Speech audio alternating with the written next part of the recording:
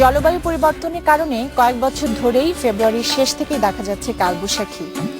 এবারও মার্চের শুরুতেই ছোটখাটো ঝড় আঘাত এনেছে কয়েক জায়গায়। এ মাসে আরো কয়েকটি ঝড়ের পূর্বাভাস রয়েছে আবহাওয়া অধিদপ্তরে।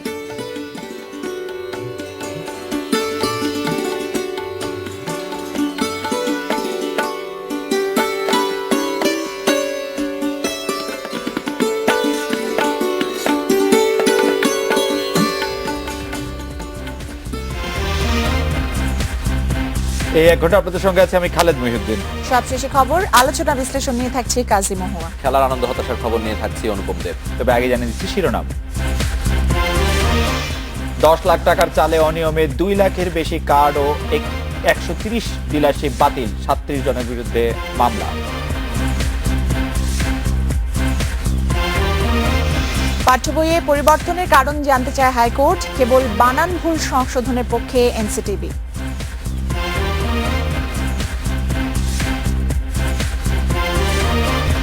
গলে টাইগারদের লঙ্কান চ্যালেঞ্জ, টেস্ট জয়ের দারুণ সুযোগ দেখছেন মুশফিক। ইনশাআল্লাহ আমরা সবাই প্রস্তুত সেই হার্ড টাইমটা ফেস করার জন্য, এবং হোপফুলি আমরা লাস্ট যে সিরিজগুলোতে হয়তো 3-4 দিন ম্যাচে ছিলাম, আশা করবো যে এই ম্যাচটাই যেন আমরা পুরো ম্যাচটাই জুড়ে আমরা যেন কম্পিটিটিভ থাকতে পারি এবং রেজাল্টটা যেন আমাদের পরে নিয়ে আসতে পারি। বাংলাদেশের মতামত পাঠানোর বিষয়ে হাজারীবাগে ট্যানারি বন্ধের নির্দেশ। মতামত পাঠাতে পারেন এসএমএস অথবা ফেসবুকে। আপনাদের মতামত জানিয়ে দিচ্ছি সংবাদের পরের অংশে। 10 টাকা কেজির চাল বিতরণে অনিয়মের অভিযোগে প্রায় 2.25 লাখ কার্ড ও 130 জনের ডিলারশিপ বাতিল করেছে খাদ্য অধিদপ্তর। মামলা করা হয়েছে 37 ডিলারের বিরুদ্ধে। দুপুরে খাদ্য ভবনে সাংবাদিকদের তথ্য জানান খাদ্যমন্ত্রী কামরুল ইসলাম। এই কর্মসূচিতে অনিয়মে জড়িত কেউ ছাড় পাবে না বলেও হুঁশিয়ার করে দিয়েছেন তিনি। দরিদ্রদের জন্য 10 টাকা কেজিতে চাল বিক্রির সরকারি উদ্যোগ প্রশংসা পেলেও শুরুতেই অনিয়ম দুর্নীতির অভিযোগে দেশজুড়ে শুরু হয় বিতর্ক। আর সে অভিযোগ খতিয়ে দেখে ব্যবস্থা নেওয়ার পর গণমাধ্যমের মুখোমুখি খাদ্যমন্ত্রী জানান, আগামী নির্বাচন জয়ে আওয়ামী লীগের জন্য গুরুত্বপূর্ণ এই কর্মসূচি। সে কারণেই অনিয়মে জড়িত কাউকেই ছাড় দেওয়া হবে না। যে এখন ডিলার যারা হয়েছে তারা কারা? আমাদের লোকজনই তো সব ডিলার। ডিলার তো আমি বিএনপির লোক নাই, কেউ আছে, আমি তাদের বিরুদ্ধে ব্যবস্থা নিয়েছি, কোনো ছাড় দেই নাই। কিন্তু দুদক মামলা করেছে, তারা গ্রেফতার হয়েছে। কোনো অবস্থাতেই আমরা বিতর্কিত হতে দেব না, এটা আমাদের অঙ্গীকার। গত সেপ্টেম্বরে শুরু হওয়া কর্মসূচির আওতায় 10 টাকা কেজিতে চাল পেয়েছে প্রায় 50 লাখ পরিবার। সারা দেশে ডিলার 9,887 জন। এ পর্যন্ত 205টি অভিযোগের তদন্ত শেষে প্রায় 2.25 লাখ কার্ড ও 130 ডিলারশিপ বাতিল করেছে সরকার। 37 ডিলারের বিরুদ্ধে হয়েছে মামলা। পাশাপাশি প্রায় 10 লাখ টাকা জরিমানা আদায় করেছে ভ্রাম্যমাণ আদালত। আমরা বলবো আমরা স্বচ্ছ মোটামুটি করে নিয়েছি, তারপরে কিছু ভুল ত্রুটি থাকতে পারে। সোমবার সকালে খাদ্য ভবনের সভাকক্ষে প্রকল্পের স্বচ্ছতা ও জবাবদিহিতা নিশ্চিত করতে ওয়েবসাইট উদ্বোধন করেন কৃষিমন্ত্রী। এ সময় তিনি বলেন, কোনো কাজই ত্রুটি বিচ্যুতির ঊর্ধ্বে নয়। এইটা একটা সম্মিলিত সহযোগিতার কর্মসূচি। যে পাচ্ছে রিসিপিয়েন্ট, তারে আমরা সহযোগিতা করছি তার ক্ষুধা নিবারণের জন্য। একদিকে তার সিস্টেম ঠিক রাখতে হবে, অন্যদিকে এটা সঠিক ব্যক্তির কাছে পৌঁছে কিনা এই দিকটাও খেয়াল রাখতে হবে। খাদ্যবান্ধব কর্মসূচির আওতায় 10 টাকা কেজিতে আবারও চাল বিক্রি শুরু হয়েছে বলেও জানিয়েছেন খাদ্যমন্ত্রী। Mahbub Alam, independent news, Dhaka. যখন থেকে এই কর্মসূচিটা শুরু হয়েছে তখন মাননীয় প্রধানমন্ত্রী বলেছিলেন যে এই কর্মসূচিটা দীর্ঘমেয়াদে চলবে এবং এতে 2.5 থেকে 3 কোটি লোক উপকৃত হবে এবং এই দেশে আর কেউ না খেয়ে কষ্ট পাবে না। কিন্তু ঘটনাটা এমন দাঁড়াচ্ছে, আজকে খাদ্যমন্ত্রী কিন্তু আমাদের প্রতিবেদনেই দেখছিলাম যে বলেছেন আমাদের ডিলাররাই সবাই সাধারণত এই ডিলারশিপ গুলো পেয়েছে এবং এতগুলো আওয়ামী লীগের, আমাদের বলতে উনি আওয়ামী লীগেরই বুঝিয়েছে নিশ্চয়ই। এতগুলো মানে শুরু থেকে এত অনিয়ম এরপরে এই 2.5-3 কোটি লোক কিভাবে উপকৃত হয় হলে তারা কি আওয়ামী লীগেরই কিনা এটুকি আসলে মানে বলা উচিত ছিল। মানে খাদ্যমন্ত্রী অ্যাডভোকেট কামরুল ইসলাম অনেক দিনের রাজনীতিবিদ, তিনি পিপি ছিলেন, তিনি এই কথাটি বলেছেন, তিনি নিশ্চয়ই হিসাব করেই বলেছেন। তিনি একদম স্পষ্ট বলে দিয়েছেন যে যারা ডিলার হয়েছে তারা তো আমাদেরই লোক, বিএনপির কোনো লোক তো আর এই ডিলারশিপ পায় নাই। তো সেই ক্ষেত্রে আমরা যদি দেখি যে এই হতদরিদ্রদের জন্য যে আপনি যেটি বলছিলেন যেটি 2 কোটি লোকের কাছে সেই উপকার পৌঁছে দেওয়া যায়, সেই চেষ্টায় আছে সরকার। সেখানে 2,18,000 কার্ড বাতিল হওয়া মানে এই 2,18,865টি কার্ডে স্পষ্ট অনিয়ম হয়েছে এবং যারা আসলে চাল তাদের দরকার নেই তারাই চাল করেছেন। 130 জন পরিবেশকদের, ডিলারদের বাতিল করা হয়েছে। 37 জনের বিরুদ্ধে বিভাগীয় মামলা করা হয়েছে। আমি খুবই খুবই দাবি করব, আশা করব যে যারা এই গরিবের চাল নিয়ে এই অনিয়ম করে তাদের যেন শাস্তি হয় এবং তারা যেন এগুলোর বাইরেও কিছু আসলে বিষয় আছে যেগুলো হয়তো সংখ্যা উপাত্তে আসছে না, সেটা অবশ্যই হলো অবশ্যই বাইরে আপনি যদি ভিতরে যদি এইগুলি এসে থাকে আপনি ধরে রাখতে পারেন যে সমপরিমাণ বাইরে রয়েছে, কারণ আমরা সবকিছুর খবর পাই না, সবকিছুর খবর আমাদের পক্ষে জানা। এবং খাদ্যমন্ত্রী আসলে এটা অস্বীকার করার উপায় ছিল না, কারণ বিভিন্ন গণমাধ্যমে কিন্তু আমরা কয়েকদিন পর পরই রিপোর্ট পাচ্ছিলাম এবং এই মুহূর্তে আমি দেখছি যে গত বছরের 19 অক্টোবর একটি খবর এসেছে বগুড়ার আলমদিঘিতে আওয়ামী লীগের দুই পক্ষে সংঘর্ষে 15 জন আহত হয়েছেন শুধুমাত্র এই কার্ড বিতরণ মানে নিয়ে।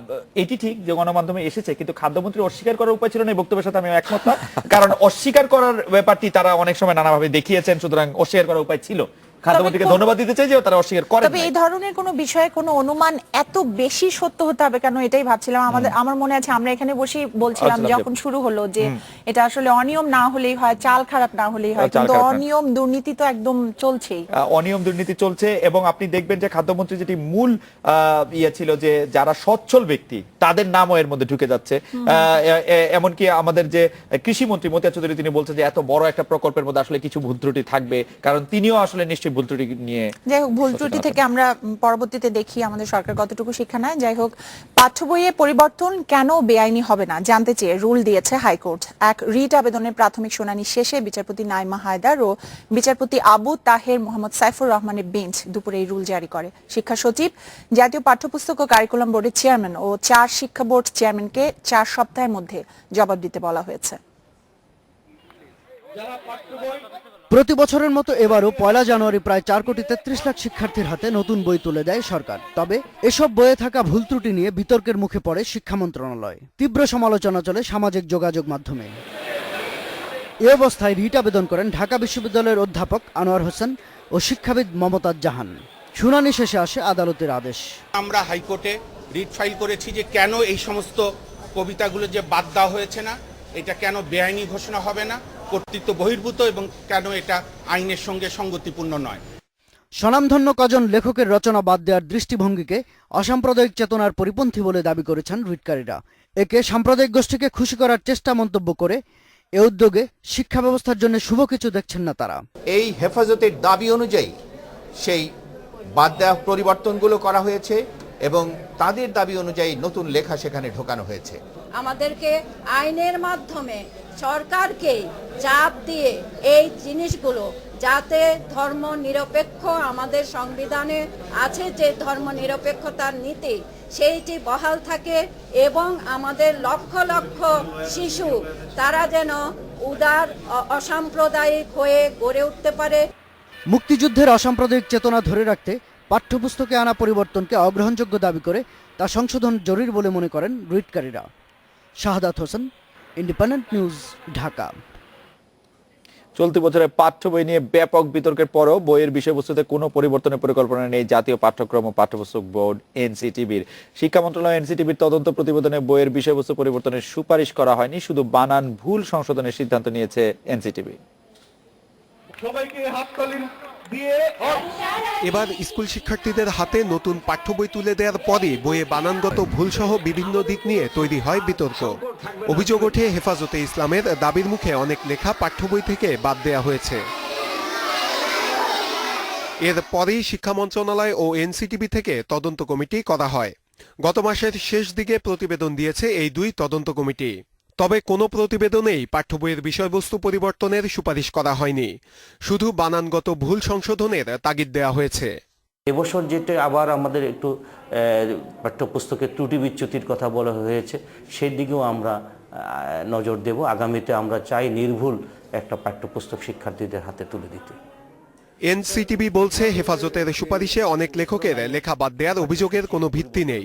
শিক্ষার্থীদের প্রয়োজন অনুযায়ী এবছরের পাঠ্যসূচিতে পরিবর্তনের দাবি করছে তারা। এবং আমরা যে পরিবর্তনগুলো আনছি, আপনারা একটু লক্ষ্য করে ওই কন্টেন্টগুলো দেখবেন যে কোনো কন্টেন্টই কিন্তু আমাদের কোনো চেতনার বা আমাদের যে লক্ষ্য উদ্দেশ্য বহির্ভূত নয়। এদিকে পাঠ্য বই সংক্রান্ত এনসিটিবির বিশেষজ্ঞ কমিটির সদস্যরা বলছেন, এবার পাঠ্য বইয়ে যেসব ভুল রয়েছে সেগুলো চিহ্নিত করে সংশোধনের উদ্যোগ শিগগিরই নেবেন তারা। কমিটির কয়েক সদস্য বইয়ের বিষয়বস্তুরও পুনর্বিন্যাসের পক্ষে। যাতে ভবিষ্যতে এরকম ভুল ভ্রান্তি না হয় তার জন্য যথোপযুক্ত ব্যবস্থা গ্রহণ করা উচিত। শিক্ষা মন্ত্রণালয়ের তদন্তে বানান ভুলের জন্য 3 জনকে অভিযুক্ত করা হয়েছে, যাদের বিরুদ্ধে এরই মধ্যে সাময়িক ব্যবস্থা নিয়েছে এনসিটিবি। নূরে আলম, ইন্ডিপেন্ডেন্ট নিউজ, ঢাকা। কর্মবিরতি প্রত্যাহার করে কাজে ফিরেছেন ইন্টার্ন ডাক্তাররা। স্বাস্থ্যমন্ত্রী মোহাম্মদ নাসিম সকালে বগুড়া জিয়াউর রহমান মেডিকেল কলেজ হাসপাতালে 4 ইন্টার্নের শাস্তি প্রত্যাহারের ঘোষণা দেন। এরপর সন্ধ্যায় ধর্মঘট তুলে নেওয়ার ঘোষণা দেওয়া হয়। রোগীর স্বজনদের মারধরের ঘটনায় বৃহস্পতিবার বগুড়ার শহীদ জিয়াউর রহমান মেডিকেলের 4 চিকিৎসকের ইন্টার্নশিপ 6 মাস স্থগিত করে স্বাস্থ্য মন্ত্রণালয়। এই সিদ্ধান্তের প্রতিবাদে শুক্রবার কর্মবিরতি শুরু করেন তাদের সহকর্মীরা। পরে এই কর্মসূচিতে যোগ দেয় আরও কয়েকটি মেডিকেল কলেজ। কর্মবিরতির কারণে সংকট দেখা দেয় মেডিকেল কলেজ হাসপাতালগুলোতে। অন্য চিকিৎসকদের উপর বাড়তি চাপের কারণে কয়েকটি হাসপাতালে বন্ধ হয়ে যায় বহির্বিভাগে রোগী দেখা। সংকট সমাধানে সোমবার সকালে ধানমন্ডিতে স্বাস্থ্যমন্ত্রীর সঙ্গে বৈঠক করেন ইন্টার্ন চিকিৎসকদের প্রতিনিধিরা। পরে স্বাস্থ্যমন্ত্রী জানান, ইন্টার্ন চিকিৎসকেরা ভুল স্বীকার করায় শাস্তি প্রত্যাহার করা হয়েছে। আমাদের জনগণের প্রতি আমাদের দায়বদ্ধতা আছে বিধায় তারা আমাকে এসেছিল, ইন্টারনেটে এসেছিল, দুঃখ প্রকাশ করেছে, তারা তাদের ঘটনার জন্য ক্ষমাসুন্দর দৃষ্টি দেখতে বলেছে। আমরা আলোচনা করে সমাধান করেছি এবং আজকের থেকে ইনশাআল্লাহ তার ধর্ম প্রত্যাহার করে বলে তারা ঘোষণা দিয়ে গেছে। আমি রোগীকে জিম্মি করে কেউ ধর্মঘট করে এটা চাই না। এটা আমি প্রত্যাহার করে নিয়েছি, ক্ষমাসুন্দর চোখে রেখেছি তাদেরকে, তারা ক্ষমা চেয়েছে আমার কাছে। তবে শাস্তি প্রত্যাহারের পরও কর্মবিরতি অব্যাহত রাখে ইন্টার্ন চিকিৎসকেরা। পরে সন্ধ্যায় বগুড়ার জিয়াউর রহমান মেডিকেল কলেজ হাসপাতাল থেকে ধর্মঘট প্রত্যাহারের ঘোষণা আসে। আমরা আমাদের সকল কর্মসূচি স্থগিত করে দিচ্ছি এবং আমরা আমাদের কর্মক্ষেত্রে ফিরে যাব। অবশ্যই ইনশাআল্লাহ আমরা আমাদের কর্মক্ষেত্রে ফিরে যাচ্ছি। কালকে থেকে বা এই মুহূর্ত থেকে এখন থেকে আপনারা সব মেডিকেল কলেজ যারা আন্দোলনে ছিল দেখতে পাবেন যে ওরা ওদের ডিউটি রোস্টার অনুযায়ী ডিউটি করছে এবং চিকিৎসা সেবা দেয়া যেটা আমাদের একমাত্র কাজ ওটা আমরা করছি। কর্মবিরতি প্রত্যাহারের পর কাজে ফিরেছেন ইন্টার্ন চিকিৎসকেরা। স্বাভাবিক হচ্ছে হাসপাতালের চিকিৎসা সেবা। Ashik Hossain, Independent news, Dhaka. রাত 9টা বাংলাদেশে একটা বিরতি নিচ্ছি।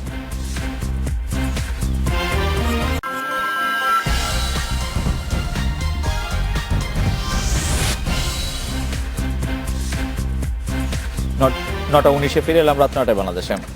শেষ হয়েছে 7 বিভাগের 14 উপজেলা ও 4টি পৌরসভার ভোট। দলীয় প্রতীকে এই নির্বাচনে আওয়ামী লীগ, বিএনপি সহ বিভিন্ন দলের প্রার্থীরা অংশ নিলেও ভোটার উপস্থিতি ছিল বেশ কম।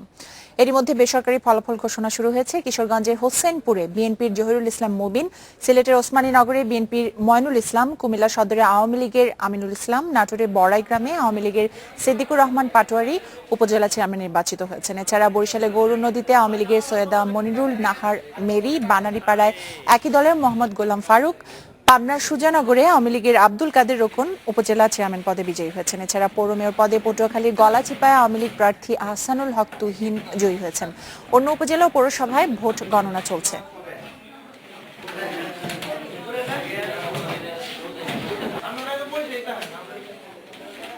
2015 সালে কুমিল্লায় বাসে পেট্রোল বোমা হামলা মামলায় খালেদা জিয়া সহ 78 জনের বিরুদ্ধে অভিযোগপত্র দিয়েছে পুলিশ। চৌদ্দগ্রাম থানার উপপরিদর্শক মোহাম্মদ ইব্রাহিম দুপুরে আদালতে এই অভিযোগপত্র দেন। অভিযোগপত্রে জামায়াত নেতা ও চৌদ্দগ্রামের সাবেক এমপি আব্দুল্লাহ মোহাম্মদ তাহের সহ 72 জনকে আসামি করা হয়েছে। বিএনপি চেয়ারপারসন খালেদা জিয়া সহ হুকুমের আসামি করা হয়েছে barrister Rafiqul Islam Mia, M K Anwar, Rizvi Ahmed, Salauddin Ahmed ও শওকত মাহমুদকে। 2015 সালের 3 ফেব্রুয়ারি ভোরে 20 দলীয় জোটের অবরোধ চলাকালে চৌদ্দগ্রামে বাসে পেট্রোল বোমা হামলায় মারা যান 8 জন। এই ঘটনায় আহত হয়েছেন 20 জন। মৃত্যুদণ্ডপ্রাপ্ত হরকাতুল জিহাদ নেতা মুফতি আব্দুল হান্নান ও তার সহযোগীদের বহনকারী প্রিজন ভ্যান লক্ষ্য করে ককটেল হামলা হয়েছে। আদালতে হাজিরা শেষে ঢাকা থেকে কাশিমপুর কারাগারে নেওয়ার সময় বিকেলে টঙ্গী এলাকায় হামলা হয়। পুলিশ জানিয়েছে বিকেল 5:30টায় টঙ্গীর কলেজ গেট এলাকার প্রিজন ভ্যান লক্ষ্য করে 2টি ককটেল ছোড়া হয়, তবে লক্ষ্যভ্রষ্ট হয়ে রাস্তায় বিস্ফোরিত হয় সেগুলো। পরে স্থানীয়দের সহায়তায় মোস্তফা কামাল নামে এক যুবককে আটক করেছে পুলিশ। তার ব্যাগ থেকে 6টি ককটেল, একটি সাউন্ড গ্রেনেড ও 2টি চাপাতি উদ্ধার করা হয়েছে। মোস্তফার বাড়ি ময়মনসিংহের তারাকান্দায়। 10,000 টাকার বিনিময়ে তিনি প্রিজন ভ্যানে হামলা চালান বলে দাবি করেছে পুলিশ।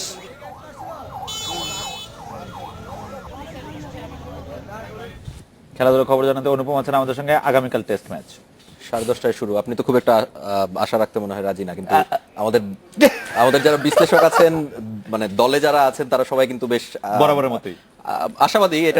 এটার একটা কারণ হচ্ছে মানে একই সাথে আশা এবং আচ্ছা আশা দুরাশা নিয়ে দুটোই আছে। একটু বাদ দেন, আমরা অনেকদিন পর মুস্তাফিজকে খেলতে দেখবো, এটা সবচেয়ে ইন্টারেস্টিং একটা বিষয়। আমার অবশ্য বাংলাদেশ দলের সব খেলা মানে সব খেলোয়াড়দের খেলাই ভালো লাগে, মুস্তাফিজকে তো আলাদা করে বলতেই হয়। তবে আশা নিশার কথা যদি আমি বাদও দিই, আমি আসলে চাই যে বাংলাদেশ ভালো খেলুক, টেস্ট ম্যাচে টেম্পারমেন্ট দেখাক। আশার খবরটা হলো যে এখন সাঙ্গাকারা নেই, জয়সূর্য নেই, কিন্তু নিরাশার খবর হলো বাংলাদেশ যেই ধরনের টেস্টে যে ধরনের পিচে আগে খেলেছিল সেই পিচেরও পরিবর্তন এসছে। বাংলাদেশে আসলে এখন পেসার এবং স্পিনার এই দুটোর একটা ভারসাম্য রাখতে হবে বাংলাদেশ দলের, পিচের উপর নির্ভর করে। তো সেই খবরগুলো জানিয়ে দেবো, তবে তার আগে একটা বিরতি নিচ্ছি।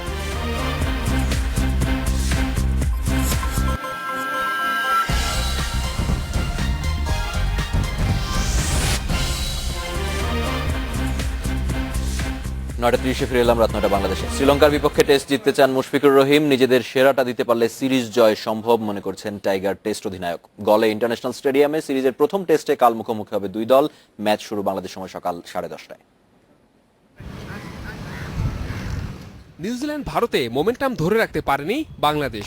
ডাবল সেঞ্চুরি, রেকর্ড পার্টনারশিপ হয়েছে, মুহূর্তের ভুলে ক্যাচ ফসকেছে। সেশন বাই সেশন মনোযোগ ধরে রাখতে পারেনি টাইগাররা। লঙ্কা এসে এ জায়গায় উন্নতি দরকার।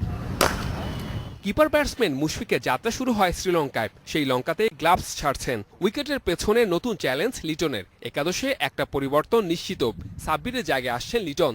মুস্তাফিজকে জায়গা করে দিতে বাদ পড়বেন আরও এক। সাকিব আছেন, দেন মিরাজ ছিল, তো তার সাথে মুস্তাফিজ যেহেতু ফিট হয়ে এসেছে, তো এটাও আমাদের জন্য অনেক বড় একটা প্লাস পয়েন্ট। কারণ তার এই উইকেটে তার বোলিং বৈচিত্র্যটা অনেকটাই তাদের ভোগাবে, যেটা আমি মনে করি পার্সোনাল। শ্রীলঙ্কায় আসা সবচেয়ে শক্তিশালী বাংলাদেশ দল এটাই। আগেই ফেভারিটের তকমা পেয়ে গেছে মুশফিকের দল। টাইগাররাও বলছে টেস্ট জয়ের এটাই দারুণ সুযোগ। অবশ্যই সামনে হার্ড টাইম অপেক্ষা করছে এবং ইনশাল্লাহ আমরা সবাই প্রস্তুত সেই হার্ড টাইমটা ফেস করার জন্য। এবং হোপফুলি আমরা লাস্ট যে সিরিজগুলোতে হয়তো 3-4 দিন ম্যাচে ছিলাম, আশা করবো যে এই ম্যাচটাই যেন আমরা পুরো ম্যাচটাই জুড়ে আমরা যেন কম্পিটিটিভ থাকতে পারি এবং রেজাল্টটা যেন আমাদের ফরে নিয়ে আসতে পারি। সম্প্রতি দুই অভিজ্ঞতার মধ্য দিয়ে গেছে শ্রীলঙ্কা। অস্ট্রেলিয়াকে হোয়াইট ওয়াশ করে যখন আকাশে উঠছে হেরাতের দল, তখন তাদের মাটিতে নামালো সাউথ আফ্রিকা। হোম কন্ডিশনে জয়ের ধারায় ফিরতে চায় লঙ্কানরা। নিয়মিত অধিনায়ক অ্যাঞ্জেলো ম্যাথুসের বদলি হেরাত চ্যালেঞ্জটা নিচ্ছেন।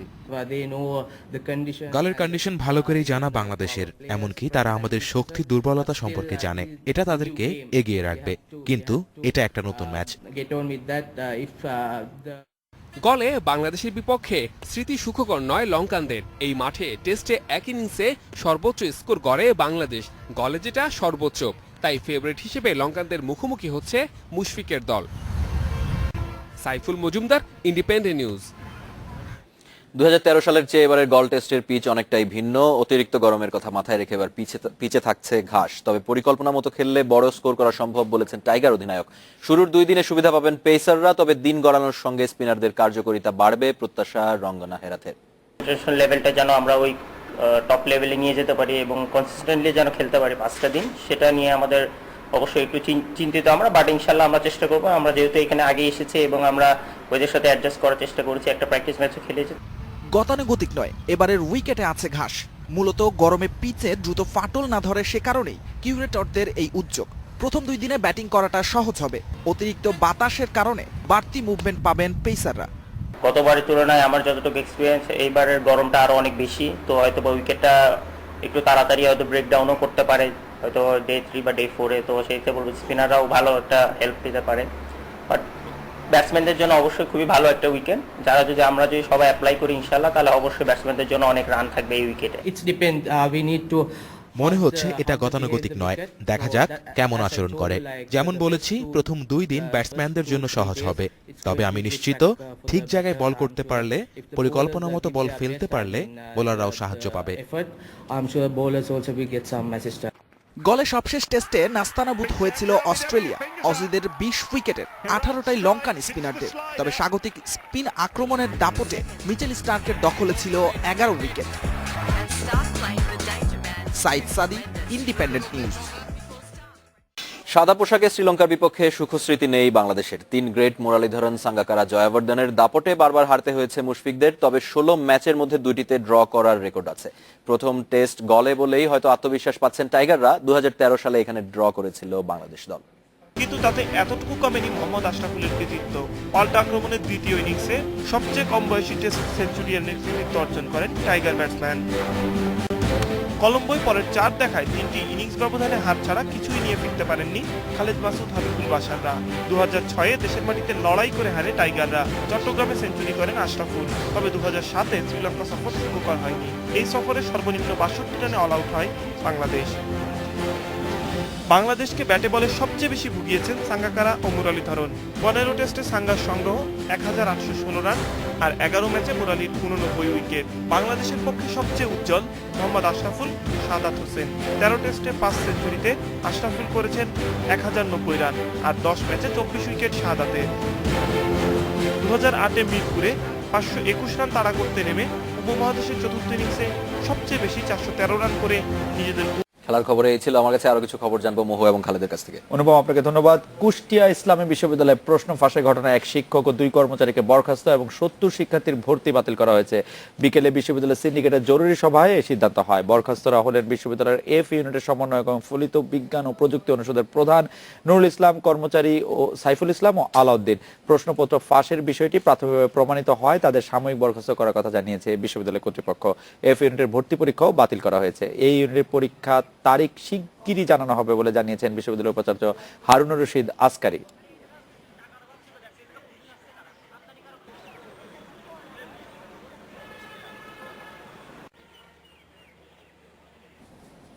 আরো খবর জানানোর আগে একটি বিরতি নিচ্ছি, আর বিরতি পর জানিয়ে ফিরছি। সরকারি পাটকলের লোকসান শূন্যে নামতে আরো 2 বছর, প্রযুক্তি আধুনিক করছে সরকার।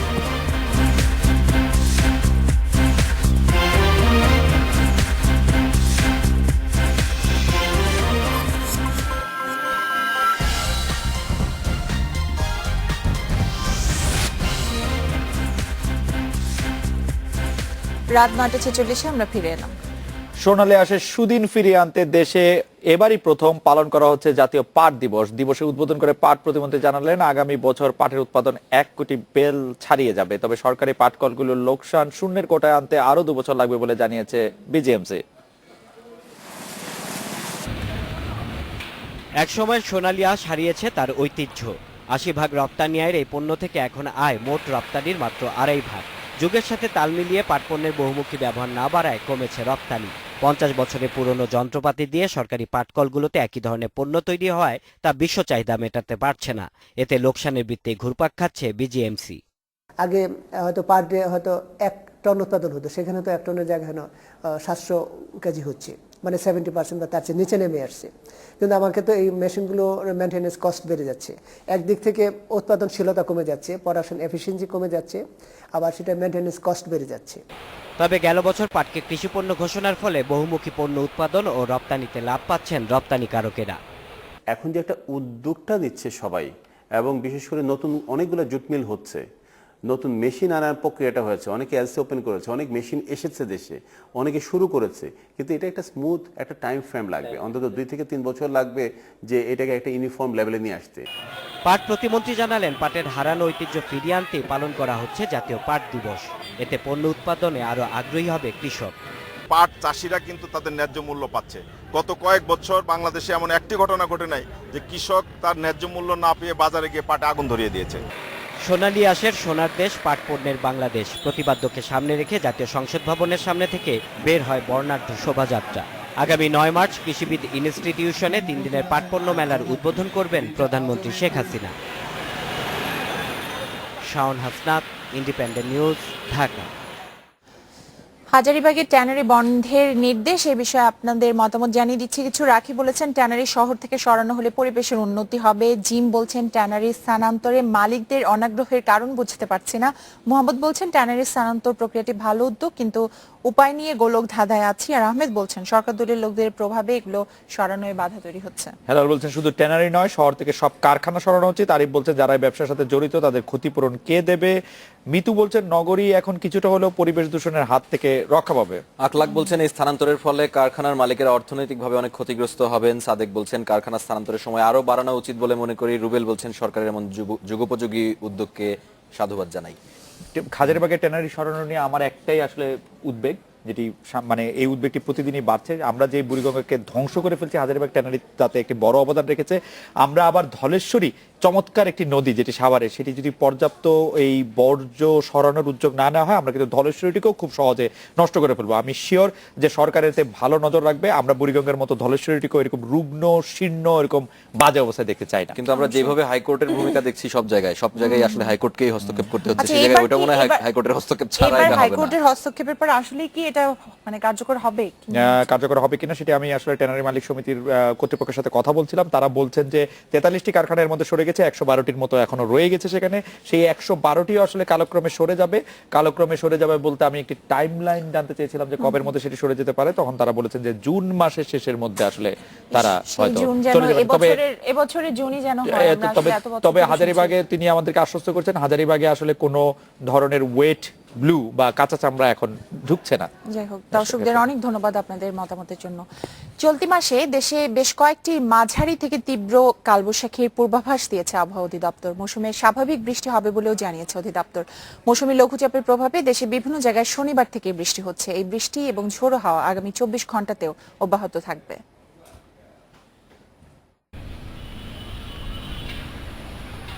প্রকৃতিতে শুরু হয়েছে কালবৈশাখীর মৌসুম। হঠাৎ করে কালো মেঘে ছেয়ে যাচ্ছে আকাশ, ঝড়ো হাওয়ার সঙ্গে বজ্রবৃষ্টি হচ্ছে বিভিন্ন জায়গায়।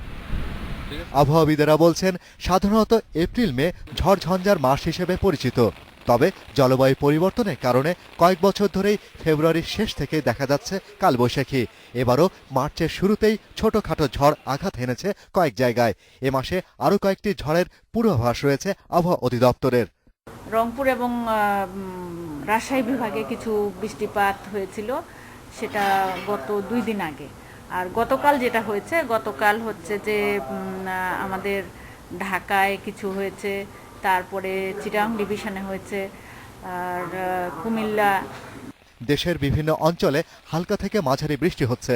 রোববার সন্ধ্যা 6টা থেকে সোমবার সকাল 6টা পর্যন্ত সবচেয়ে বেশি বৃষ্টি হয়েছে কুমিল্লায় 107 মিলিমিটার। বৃষ্টিতে ভিজেছে রাজধানীও। গত কয়েক বছরের ধারাবাহিকতায় মৌসুমের এই আবহাওয়াকে স্বাভাবিক বলছেন আবহাওয়াবিদেরা। যেহেতু এটা কালবৈশাখী মৌসুম, খুব তাড়াতাড়ি এই ঝোড়ো হাওয়াগুলি তৈরি হয় বা এই বজ্র মেঘগুলি তৈরি হয় এবং হয়ে বৃষ্টি দিয়ে তাড়াতাড়ি শেষ হয়ে যায়। তো এই সময়ে সেজন্য আমরা আর কি খুব দীর্ঘ সময়ের জন্য পূর্বাভাস বলি না। সাধারণত কালবৈশাখীর বাতাসের গতিবেগ ঘন্টায় 40 থেকে 60 কিলোমিটার।